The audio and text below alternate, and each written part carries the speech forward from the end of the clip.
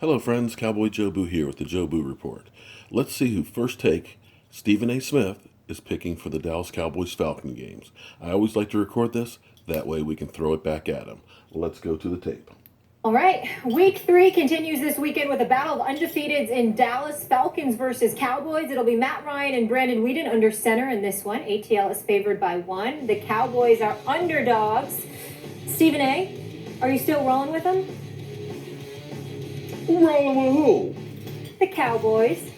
Oh, please. Well, wait a minute. When has he ever rolled with the Cowboys? Listen, I expect the Falcons to win this game. I think Dan Quinn has got their defense playing much improved football. It's not Tony Romo there. If Tony Romo was quarterbacking the Dallas Cowboys this weekend, I would have picked the Dallas Cowboys. But he's not. And even though Brandon Weeden has this arm that Jerry Jones has been bragging about, acting like he's the second coming of Joe Montana, and of course we know how much Skip loves his Brandon Weeden. We all know this, and I personally don't have anything against him because we share the same birthday, okay? I got nothing but love for the brother. The fact is that for his first game to go against the Atlanta Falcons, you got Tony Romo out, you got Des Bryant out. Okay, Jason Witten's not going to be 100%. Greg Hardy hasn't arrived yet. Randy Gregory is still probably out. Rolando McClain is going to be out. Orlando Scandrick is out for the year. I think with Julio Jones, with Matt Ryan, Roddy White, I'm assuming is going to make an appearance and show up. I personally believe that it may be a tight and a hard-fought game, but I think that this is a game Matt Ryan and the Atlanta Falcons should win. If they lose this game, all they're reminding us about is that they are not what we thought they were, that Mike Smith isn't the problem, the talent, or wasn't the problem, the talent was the problem. This is a game, if the Atlanta Falcons are trying to elevate themselves back to relevancy, this is a game they should win. They should beat Dallas on Sunday afternoon. I'm going to roll with a score of 27-23. I'm with you. I'm going Falcons 2016. Good. Skip, Love I it. love it. Love it. Molly the Thank Jinx you. Karam. Molly the Jinx, Go out you're on the off win my like road. bandwagon. Good. I feel very good about what I'm about to say. Oh, go for it. You know what, Stephen A. Can't wait. Smith? Every point you just made was absolutely football brilliance. I am impressed. You should be right about everything you just said, but you will not be right. You're going to be wrong because of certain intangibles you are overlooking. And allow me to start off my little soliloquy by paraphrasing the great Stephen A. Smith. Just stay on the Weeden. Just stay on it because he is worth staying on, especially this game at Jerry World this week. Now, you know how I felt about this. We didn't talk about it on the show, but I tweeted about it. I did not love the way Jason Garrett handled this quarterback situation. As you know, they traded for Matt Castle. And Jason Garrett that night called Brandon Weeden on his cell phone and made it clear to him, though we support you 1,000%, Brandon, you are now officially in a battle to keep your job as our number 1 starting quarterback. And listen, Brandon Weeden has a crisis of confidence. He's lost 8 straight starts going back to his Cleveland days. He stunk it up at Jerry World in his 1 start last year. Remember that? Todd Bowles' defense, then when he was the Arizona coordinator, came in and just did a number on poor Brandon Weeden, and I was off the Weeden the next day. I still like him. And the reason I like this football team this week is, do not forget this. I still have the best offensive line in all of football. And my left guard, my starting guard, Ronald Leary, should be back from a groin pull. He did not play at Philadelphia. And by the way, Brandon Weeden was pretty good down the stretch. He got the save in that game, if you will, going 7 for 7 at Philly just to close that deal in a still losable game.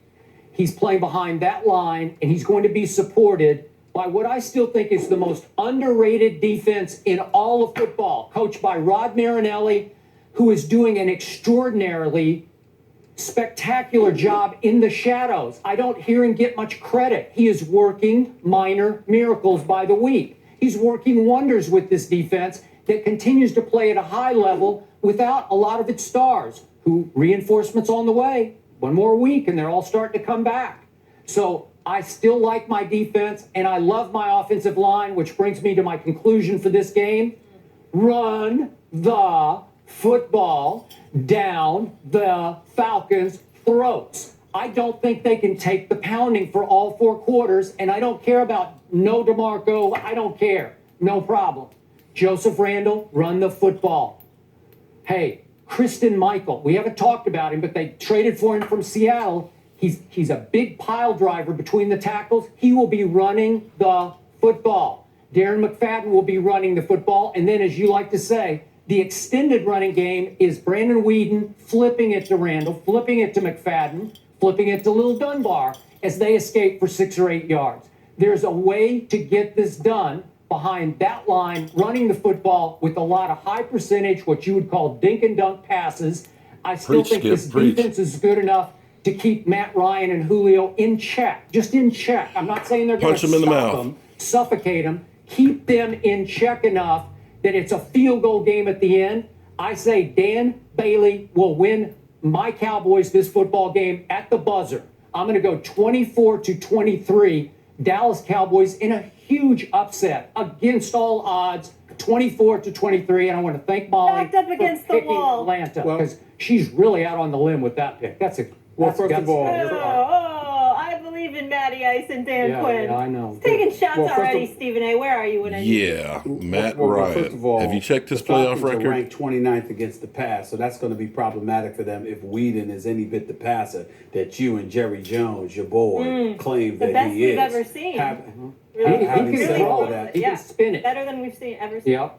having said all of that, they do rank 9th against the rush.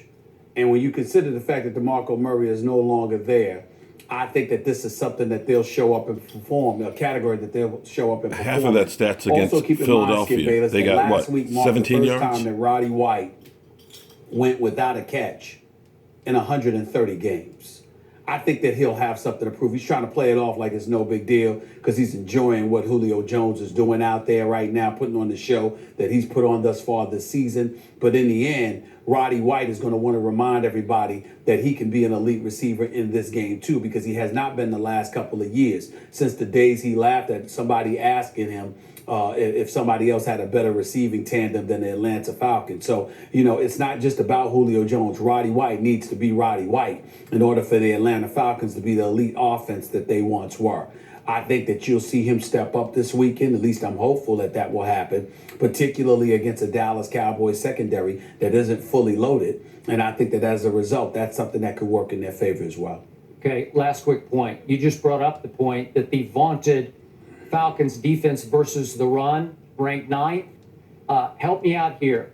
They played the Philadelphia Eagles, who are struggling running the football as much as anybody in the league right now. And then you just said previously your Giants have a hard time running the ball. That was their other opponent. So 9th against the run. I'm not That's feeling true. that. That's fair. Okay. That's fair. No, But I'm don't saying, be sorry. hold on, y'all, hold on. I'm just saying that they don't have DeMarco Murray. So because they don't have DeMarco Murray, it's not like Dallas has their horses. And I'm saying that the Atlanta Falcons have the 9th ranked. We rushing have that defense, line. and that's something. How much has DeMarco Murray done so far? Because of the opponents they faced. As far as I'm concerned, the Dallas Cowboys are not the same team that they once were because they don't have the same running back that they once had last year when they were the number 2 rushing attack in all of the NFL. When they had a guy in DeMarco Murray rushing for 1,845 yards, that's not the same running team. So just like we could look at the Falcons or the Giants or the Eagles, I'm looking at the Cowboys for the Falcons, and I'm saying, excuse me, it's more the same to me.